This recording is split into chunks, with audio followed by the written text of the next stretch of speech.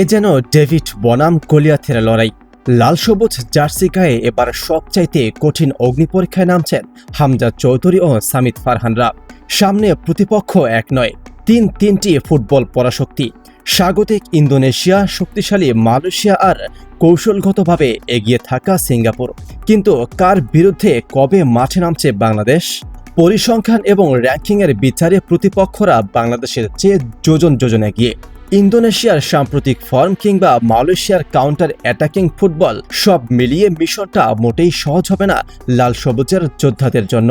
চলুন জেনে নেওয়া যাক ম্যাচের পূর্ণাঙ্গ সময়সূচি। টুর্নামেন্টে বাংলাদেশের প্রথম পরীক্ষা মালয়েশিয়ার বিপক্ষে। গতি আর শার্প ফিনিশিংয়ে যারা এশিয়ান ফুটবলে দারুণ প্রভাব ফেলছে। এই ম্যাচে বাংলাদেশের মূল নজর থাকবে রক্ষণ ভাগ শক্ত রেখে কাউন্টার অ্যাটাকে গোল বের করা। টুর্নামেন্টে বাংলাদেশের মিশন শুরু হচ্ছে 25 সেপ্টেম্বর শুক্রবার। প্রথম ম্যাচেই বিকাল 3টায় শক্তিশালী মালয়েশিয়ার মুখোমুখি হবে বাংলাদেশ। এরপর দ্বিতীয় ম্যাচে আগামী 28 সেপ্টেম্বর সোমবার ঠিক বিকাল 3টায় বাংলাদেশ মাঠে নামবে সিঙ্গাপুরের বিরুদ্ধে, যে ম্যাচটি ফাইনালের দৌড়ে টিকে থাকার জন্য অত্যন্ত গুরুত্বপূর্ণ। আর শেষ ম্যাচটি ইন্দোনেশিয়ার বিপক্ষে।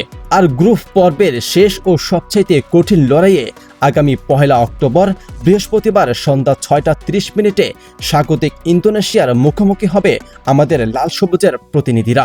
ঘরের মাঠের দর্শক সমর্থনে ইন্দোনেশিয়া তৈরি করবে কঠিন চাপ। এই ম্যাচে ফাইনালে যাওয়ার কঠিন পরীক্ষা দিতে হবে হামজাদের। তবে পরিসংখ্যান যাই বলুক, বাংলাদেশ দলে এখন যুক্ত হয়েছে নতুন রক্ত। প্রিমিয়ার লিগের অভিজ্ঞতা সম্পন্ন হামজা চৌধুরী এবং ইউরোপিয়ান সার্কিটে খেলা ফারহানদের অন্তর্ভুক্তি মাঝমাঠ ও আক্রমণে এনেছে বাড়তি গতি। প্রতিপক্ষ যতই শক্তিশালী হোক, নিজেদের সেরাটা দিলে রূপকথা লেখা মোটেও অসম্ভব নয়। এখন দেখার বিষয়, হামজা ফারহানদের এই নতুন বাংলাদেশ কি পারবে এশিয়ার পরাশক্তিদের স্তম্ভিত করে দিতে? আপনার মতে 3টি ম্যাচের মধ্যে কোন দলটির বিরুদ্ধে বাংলাদেশ জয় পাবে? কমেন্ট বক্সে লিখে জানান আপনার মতামত।